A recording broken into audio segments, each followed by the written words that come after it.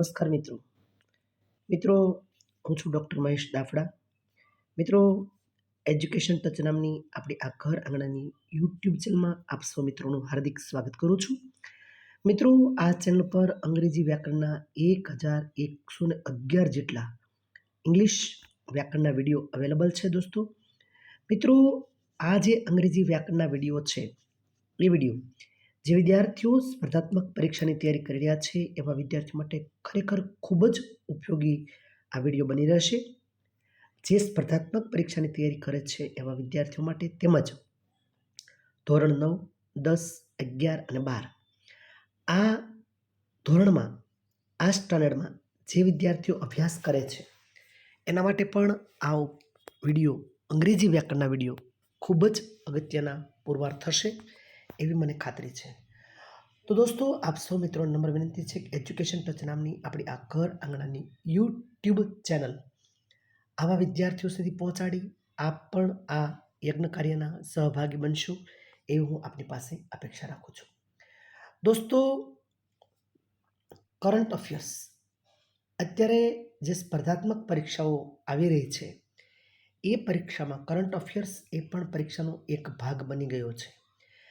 ત્યારે દોસ્તો, દેશ વિદેશની તમામ ખબરો, તમામ સમાચાર માટે વાકેફ રહેવું ખૂબ જ અગત્યનું બની ગયું છે.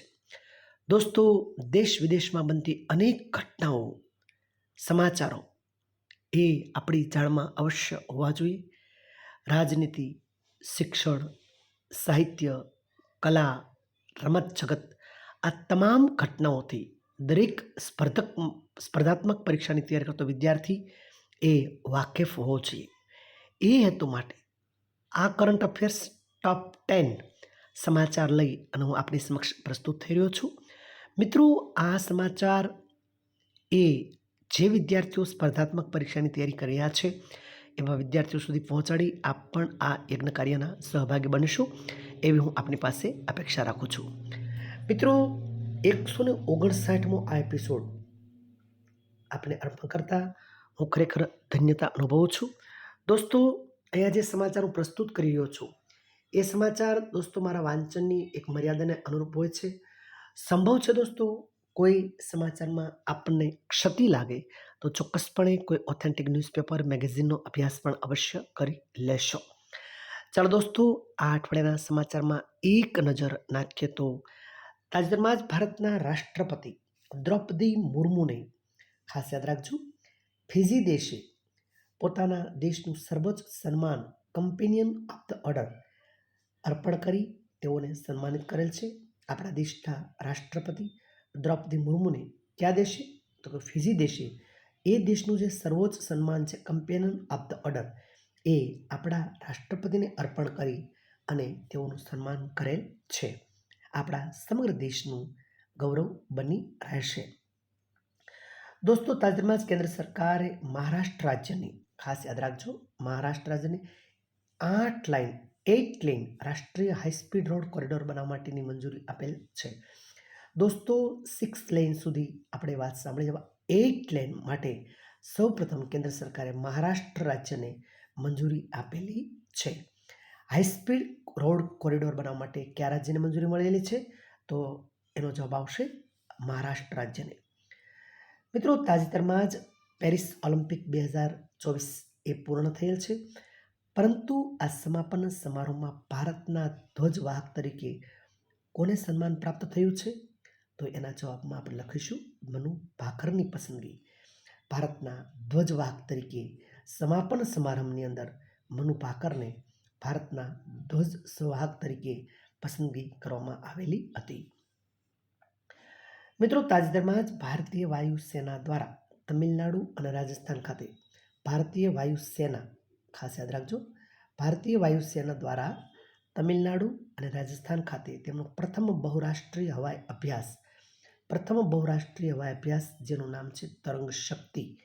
ભારતીય વાયુસેના દ્વારા તમિલનાડુ અને રાજસ્થાન ખાતે તેનો પ્રથમ બહુરાષ્ટ્રીય અભ્યાસ તરંગ શક્તિનો શુભારંભ કરવા જઈ રહેલ છે ભારતીય વાયુસેના.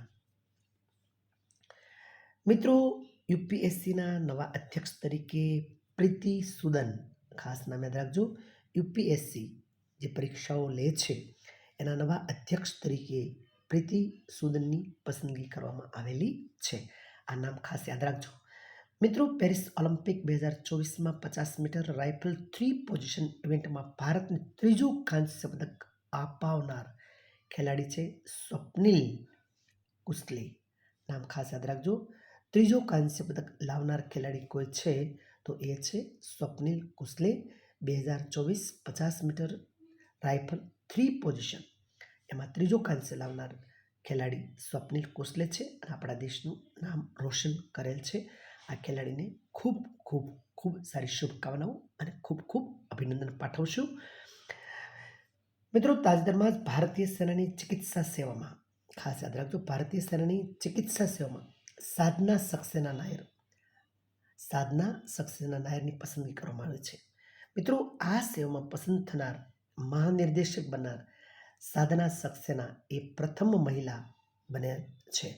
પ્રથમ મહિલા સાધના સક્સેના એ ભારતીય સેનાની ચિકિત્સા સેવામાં મહાનિર્દેશક તરીકે હોદ્દો પ્રાપ્ત કરનાર પ્રથમ અધિકારી બન્યા છે.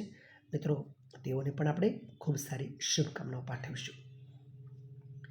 મિત્રો, તાજેતરમાં જ એક પુસ્તક કોલ ઓફ ધ ગીર, આ પુસ્તક છે એ એશિયાઈ સિંહો, તેનું સંરક્ષણ અને તેના પ્રયાસો માટેનું એક પુસ્તક હમણાં બહાર પડ્યું છે, કોલ ઓફ ધ ગીર. એના લેખક છે પરિમલ નથવાણી. ખાસ યાદ રાખજો, જેનું મારા ખ્યાલથી તેમનું ઉદ્ઘાટન આપણા વડાપ્રધાન દ્વારા તેનું વિમોચન કરવામાં આવેલું હતું. કોલ ઓફ ધ ગીર નામના પુસ્તકનું વિમોચન મારા અંદાજ મુજબ એ આપણા વડાપ્રધાન નરેન્દ્રભાઈ મોદીના હસ્તે આ પુસ્તકનું વિમોચન કરવામાં આવેલું હતું. કોલ ઓફ ધ ગીર, એશિયાઈ સિંહો અને તેના સંરક્ષણ માટેના પ્રયાસો માટેનું પુસ્તક, તેમના લેખક પરિમલ નથવાણી. મિત્રો, તાજેતરમાં સીબીએસઈ બોર્ડે સફલ, ખાસ નામ યાદ રાખજો, સફલ પરીક્ષણ ચક્રનો પ્રારંભ કરેલ છે. સફલ પરીક્ષણ ચક્રનો પ્રારંભ કોણે કરેલો છે તો એનો જવાબ આવશે સીબીએસઈ બોર્ડે. સીબીએસઈ બોર્ડે પરીક્ષણ ચક્રનું નામ શું રાખ્યું છે તો તેનું નામ રાખ્યું છે સફલ. અનેક પ્રકારથી આ પ્રશ્ન ખૂબ જ અગત્યનો આપણા માટે બની રહેશે. દોસ્તો, અંતિમ સમાચારમાં એક નજર કરીએ તો અમેરિકા ખાતે રાષ્ટ્રપતિની ઉમેદવારી કરનાર કમલા હેરિસ એ પ્રથમ અશ્વેત અને દક્ષિણી એશિયાની પ્રથમ મહિલા બની રહેલ છે. મિત્રો, અમેરિકા ખાતે રાષ્ટ્રપતિની ઉમેદવારી જેણે કરી છે એ મહિલા છે કમલા હેરિસ, અને કમલા હેરિસ એ પ્રથમ અશ્વેત અને દક્ષિણ એશિયાની એ પ્રથમ મહિલા છે કે જેણે અમેરિકામાં રાષ્ટ્રપદ માટે જંપ લાવ્યું છે. આપણે કમલા હેરિસને પણ ખૂબ સારી શુભકામનાઓ આપીશું. દોસ્તો, આ સાથે ટોપ 10 સમાચારને પણ વિરામ આપીએ છીએ. ફરીવાર મિત્રો, એક વાત, એજ્યુકેશન ટચ નામની આપણે આ ઘર આંગણાની યુટ્યુબ ચેનલ પર અંગ્રેજી વ્યાકરણના મિત્રો 1111 જેટલા વિડીયો લેક્ચર અવેલેબલ છે. દોસ્તો, જે વિદ્યાર્થીઓ સ્પર્ધાત્મક પરીક્ષાની તૈયારી કરે છે એમના સુધી આ ચેનલ અવશ્ય પહોંચાડજો. અને દોસ્તો, કરંટ અફેર્સના વિડીયો પણ અહીંયા નિયમિત રીતે દર રવિવારે પ્રસ્તુત કરું છું. આજે 159મો આ વિડીયો તમારી સમક્ષ પ્રસ્તુત કરતા હું ખરેખર ખૂબ જ આનંદ અનુભવી રહ્યો છું. તો દોસ્તો, ફરી પાછા આપણે મળીશું આવતા રવિવારે નવા સમાચાર સાથે. પણ મિત્રો, આ વિડીયો જે વિદ્યાર્થીઓ સ્પર્ધાત્મક પરીક્ષાની તૈયારી કરે છે એમના સુધી પહોંચાડી આપ પણ આંગળી ચીંધ્યાનું પુણ્ય પ્રાપ્ત કરશો એવી અપેક્ષા સાથે ભારત માતા કી